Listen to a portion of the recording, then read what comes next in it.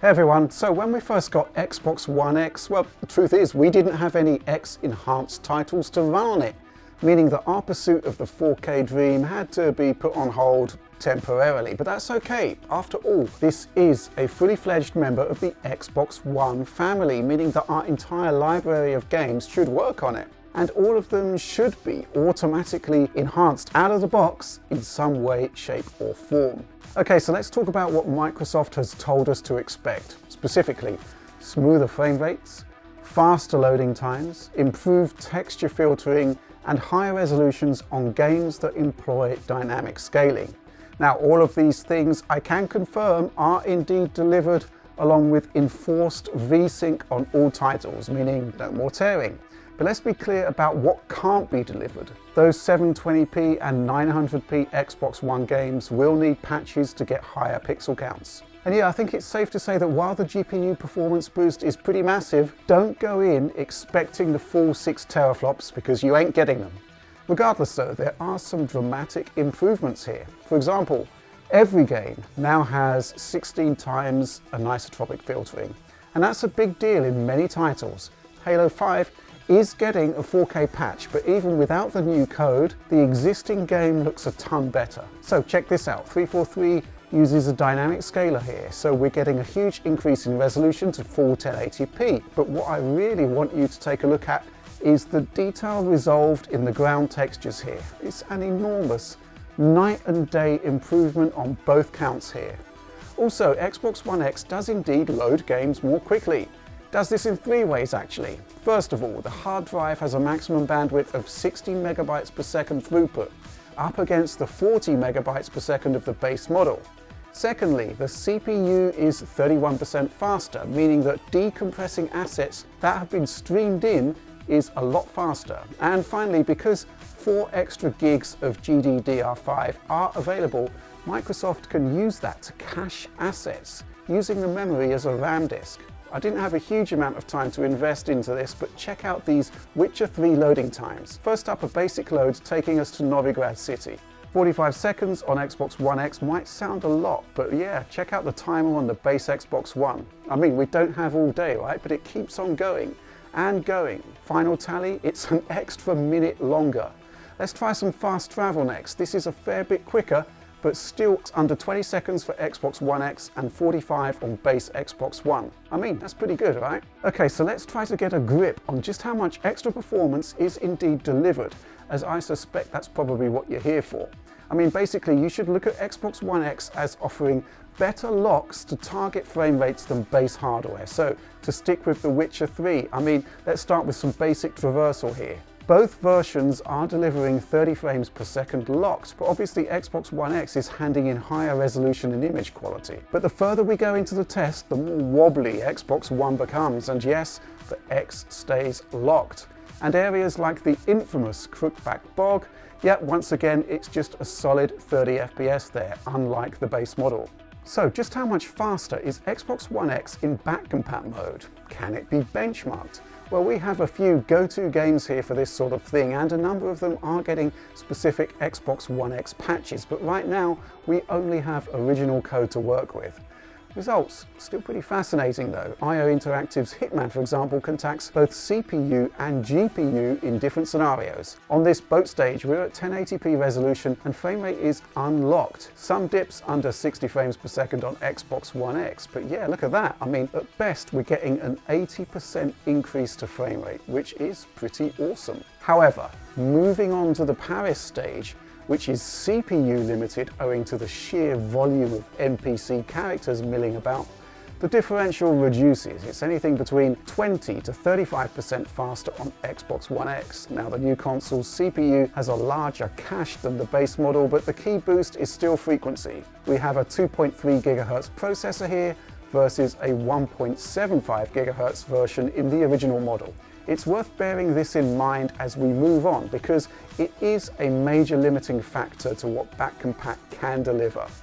Some games can bottleneck on both CPU and GPU, so this is our Project Cars benchmark, where you can see the maximum amount of cars possible in the most graphically testing weather conditions that we can muster. There's a maximum 45% increase in performance here in our gameplay test run using the same replay, but switching to the TV view taxes the system more, and the X advantage moves up to a maximum of 58%. However, forcing VSync, as Xbox One X does, can cause some issues, as you can see here in this section of the clip where the base Xbox is actually marginally faster. Now this is an edge case, but it shows why forcing VSync can sometimes backfire. I actually had access initially to an earlier dashboard that retained adaptive sync on titles that used it, and as you can see in the same test, the old dashboard did exhibit some tearing, but the frame rate is much higher overall. Now, as I said, this is an edge case, but it's fascinating nonetheless. So, quick takeaways from this testing then. You get full advantage of the faster CPU, but it's only a 31% uptick in performance, and it will still be a bottleneck on many games. GPU-wise, I think you're essentially looking at a maximum of 2 times base Xbox One performance. Microsoft documents I've seen indicate that half the pixel shaders from one set of 20 compute units on the GPU are used, and half the vertex shaders from the other 20 are used, along with half the render backends. So it's a massively simplified way of saying it, but expect a ballpark 3 teraflops for back compat, not the full 6. And we can actually pull out another cool example to demonstrate this. So Assassin's Creed Unity, it's a game that historically has challenged both CPU and GPU. And guess what? The original on-disc unpatched version has an uncapped frame rate. And while Microsoft really doesn't want us to run unpatched games on Xbox One X, this is pretty awesome for confirming our CPU and GPU uptick measurements. So here's the initial cutscene right at the beginning of the game. And once again, we're almost double performance. We can hit 50, even 60 frames per second on Xbox One X, and that persists into initial gameplay. It's quite remarkable to play it like this actually, as much of this first level does play out at 50 to 60 frames per second, and that's pretty awesome, right? However, once we get into the Paris stages, the CPU once again becomes the limiting factor, and the performance level is limited to the extra 30-odd% we saw in the similarly crowded Hitman stage. Of course, the AC Unity Day 1 patch, and all subsequent patches come to think of it, did feature a 30 FPS cap, but performance was still a bit rubbish on both PS4 and Xbox One.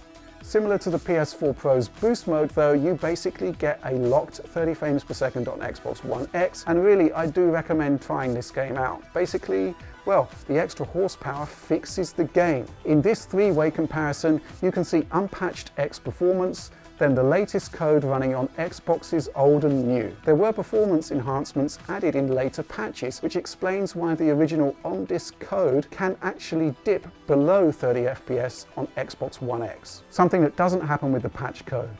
Okay, so when talking about real-life performance, there's a couple of key takeaways. Basically, if the original Xbox One game was limited by the GPU, it's happy days, you will see clear improvements.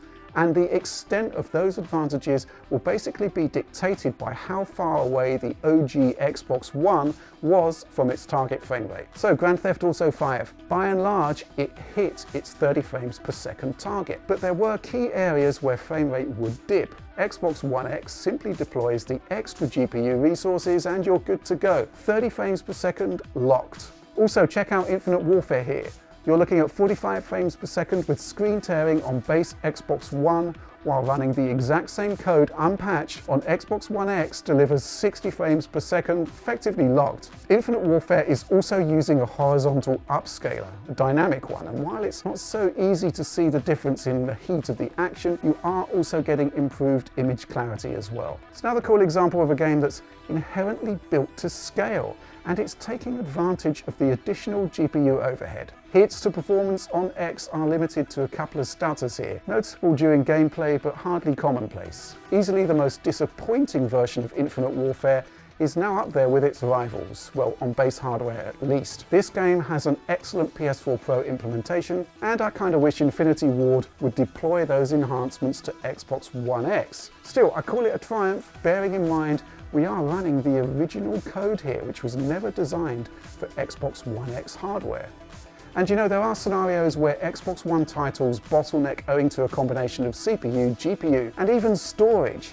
And a super example of that is Batman Arkham Knight. Now, this intro scene here is GPU bound with intrusive screen tear and mild dips to performance. On Xbox One X, resolution is still at 900p, but the presentation is perfectly frame-paced and there are no dips to performance. But what about those troublesome Batmobile scenes? Barreling at speed through Gotham tests CPU in streaming assets, and storage too in moving the data into memory. And the GPU bottleneck, well, that's still there too. The end result on base hardware is hugely inconsistent frame times and big frame rate drops. Now, Xbox One X is a perfect, locked 30 frames per second. Rocksteady, if you're watching this, come on, give us a resolution upgrade on Xbox One X and PS4 Pro. The game is awesome and you know that the hardware deserves it. Another example of a title that can be either CPU bound or GPU bound is Oddworld New and Tasty. Now, why have we chosen this one? Now, we like this game because developer Just Add Water added a 30 frames per second cap for consistent, properly frame-paced performance on lower-end hardware, but you can unlock it and this is what happens. The game gets much closer to a consistent 60 FPS, and at best, there's a 70% increase in performance in our test. Now, I'm not going to say this is a locked 60 though, because later stages are more taxing, but a transformative experience? Yes, I would say so.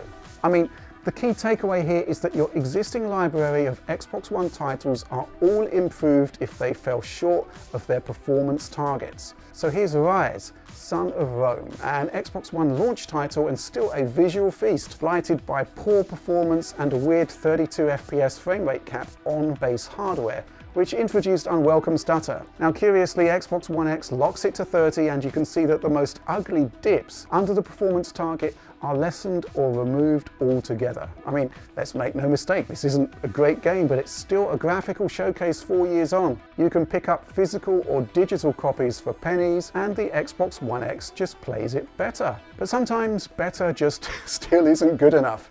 Just Cause 3. Yes, we're going there. This is another one of our go-to games for benchmarking because it just runs so poorly on base hardware, and even PS4 Pro's boost mode couldn't really fix it. Now, there are gains here on Xbox One X, but fundamentally this is a poorly optimized game with physics that just wipe out CPU resources. And that's the area where Xbox One X hasn't seen a huge boost, remember. So yeah, you do stay closer to the target 30 FPS, as you can see in this collection of big booms, but dropping out of the comparisons for a while, well yeah, I can still make this game tank to 20 FPS without that much effort. But overall, the outlook, I'd say, is pretty good, if not excellent, and there are games that are simply built to scale, handing in results that I dare say the developers never dreamed about when they first coded these titles. So, we've already talked about Halo 5 and The Witcher 3, both delivering massively improved resolutions. But there are other titles too I'd recommend checking out. Now, this is Battlefield 1 here. Hasn't had an Xbox One X patch at the time of testing, but it scales dynamically out of the box up to about 1000p, and yes, that's locked at 60 frames per second.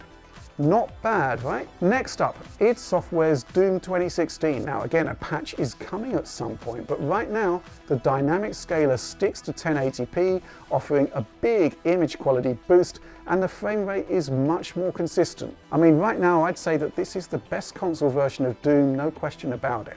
And finally, I was fascinated to see the results of the Final Fantasy XV Platinum demo. It's a notoriously bad performer on both PS4 and Xbox One, but unlike the final game, it does have a dynamic resolution scaler. Frame rates still aren't perfect, but they're much closer to the target 30 FPS, and resolution gets a huge boost in places too, up to full HD. I mean, it's a night and day improvement actually. I mean, anything from 792p is resolving at 1080p on Xbox One X, and there's a maximum 60% improvement in frame rates. And I think what's fascinating here is that, yeah, as I said before, the developers would never have seen this when they crafted the code. Dynamic res in the case of this demo, Doom, Battlefield, I mean, to a certain extent, it's almost like future-proofing the game for newer console hardware down the line. So there we go, absolutely fascinating stuff, I reckon. Will Xbox One X back compat make all of your games run at target frame rates with no drawbacks? That's a negative on the extreme cases, but generally speaking, you are seeing much better performance, improved image quality, and faster loading. Now, it's not a revelatory boost in all cases, and yeah, those 900p games are still going to be 900p without a bespoke X patch. But overall, well, I think it's pretty awesome to see some tremendous improvements like this. I mean, Microsoft really is offering great service here to long-term fans of their consoles with existing libraries. Okay, so more Xbox One X stuff coming soon, but in the meantime, do like and subscribe to support our work and follow us on Twitter for all of the latest Digital Foundry updates. But from me, for now, thanks for watching.